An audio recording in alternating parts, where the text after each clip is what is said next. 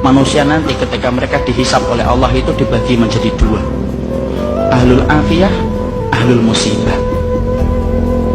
Ahlul afiyah itu siapa? Orang yang jarang diuji dengan sakit, orang yang jarang mendapatkan ujian dalam kehidupan, jarang mendapatkan kesempitan. Namanya apa? Ahlul afiyah. Ada yang kedua, ahlul musibah. Ahlul musibah itu siapa?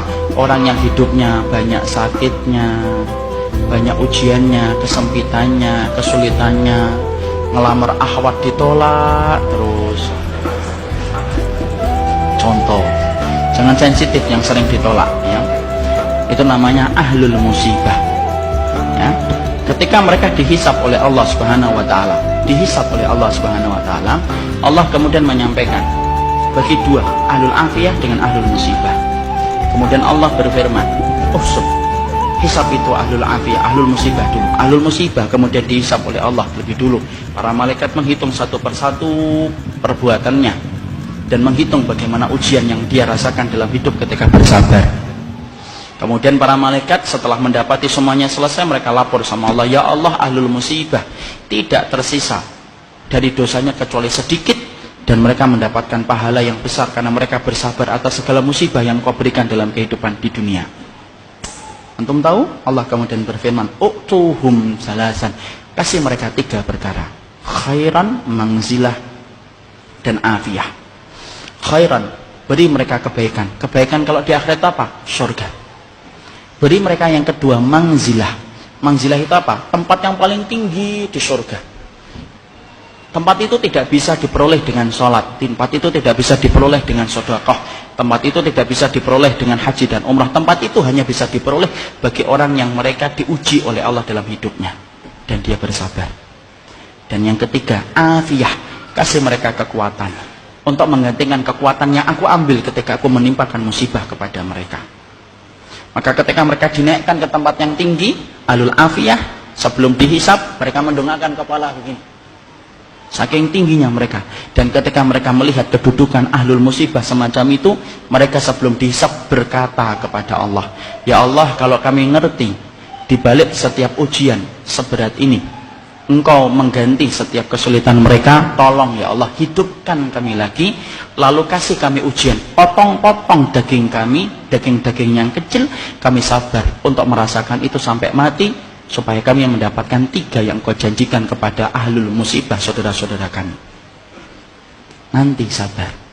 Orang, akhi, kalau semuanya digampangkan untuk kita, justru kita bingung dari mana kita mendapatkan pahala kesabaran. Saya pernah belajar kesabaran dari ibu saya. Maaf, saya tidak bermaksud mensucikan siapapun di hadapan Allah. Saya punya seorang ibu dengan 2 tanggungan berat selama seumur hidupnya beliau. Kakak pertama saya Down syndrome, cacat mental. Kakak yang kedua saya Down syndrome, cacat mental. Tingkat yang keempat, paling parah.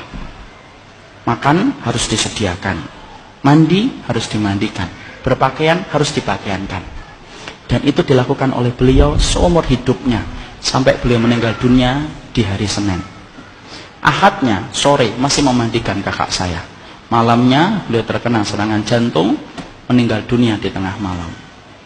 Maka beliau, saya pernah tanya sama beliau, ibu, kenapa ya kita kok dikasih titipan gini? Karena bagaimanapun dulu sebelum saya ke pondok, kadang-kadang saya malu, akhi, bagaimana kemudian harus megang tangan mereka makan. Antum tahu kan, masyarakat Indonesia kalau melihat sesuatu yang gak normal itu kan pandangan mereka nempel terus. Kemudian saya pernah ngomong sama ibu saya, kenapa ya bu kita dikasih ujian gini, kan saya juga pengen punya kakak yang normal.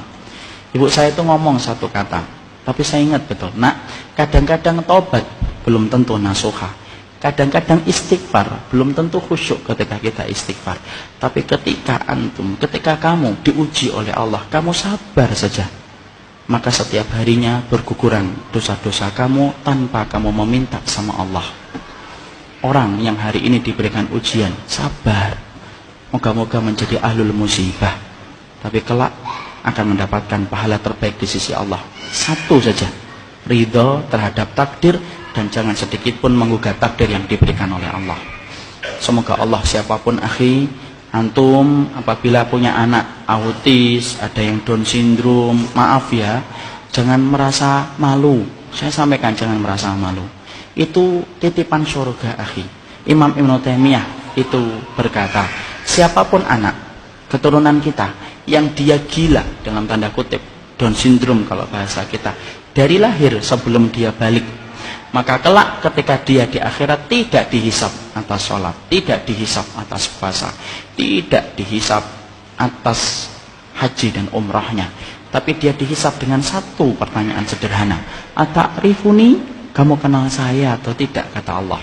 Dan kalau mereka kenal, mereka semuanya akan mengatakan, kenal engkau adalah engkau pencipta ya Allah. Maka Allah masukkan mereka ke surga tanpa hisap. Jadi pada dasarnya siapapun hari ini yang dititipi dengan amanah yang berat ini, pastikan itu tabungan bapak, itu tabungan ibu, itu kakak antum di surga, itu adik antum di surga. Jangan menyanyiakan. Mereka hanya sebentar di dunia merasakan sakit, tapi balasannya kontan di akhiratnya. Jangan nistakan mereka, jangan dibentak-bentak, jangan kemudian antum nistakan. Mereka juga kalau mau milih, mereka juga nggak akan mau mendapatkan perlakuan yang semacam itu. Tapi hidup itu kan bukan pilihan, hidup itu bukan pilihan. Mereka kalau milih juga nggak mau menjadi Down syndrome, mereka juga nggak mau menjadi autis. Itu titipan sama Allah. Tolong jangan merasa malu sampai antum taruh dia di kamar ketika tamu datang supaya tamu antum tidak melihat mereka. Kok gitu sama penduduk surga yang dititipkan? Allah nitipkan itu kepada kita karena Allah tahu kita mampu. Buktikan kalau kita mampu, kalau kita mendapatkan titipan itu. Makanya saya pernah nangis, akhi, ketika pada waktu kelas 3 SMP, ibu saya sedang nyisir kakak saya. Nyisirin habis mandiin, disisirin gitu. Ibu saya itu bilang komentar kepada kakak saya, padahal ibu nggak ngerti saat itu. Ibu sembari nyisir beliau ngomong, nak, nanti kalau kamu ke surga, ingat bapak ya, ingat ibu, ingat adikmu. Kamu sabar, kamu harusnya laki-laki itu memangnya di luar, punya motor, punya hobi, tapi kamu cuma di rumah saja. Sabar ya nak, kamu akan mendapatkan surga. Kakak saya laki-laki tidak paham, ya cuma megang-megang kepala ibu saya tok. Itulah titipan. Ada yang pasti dititipin dengan itu. Jangan pernah merasa malu. Mereka itu penduduk surga, cuma dititipkan sebentar untuk kita. Barakallahu fikum. Semoga kita kalau menjadi alul afiyah yang mendapatkan ridhonya Allah. Kalau mendapatkan alul musibah, kita mendapatkan musibah yang dijanjikan oleh Allah dengan 3 perkara: khairan, manzilah, dan afiyah. Subhanakallahumma wa bihamdika asyhadu an la ilaha illa anta astaghfiruka wa atubu ilaik. Assalamualaikum warahmatullahi wabarakatuh.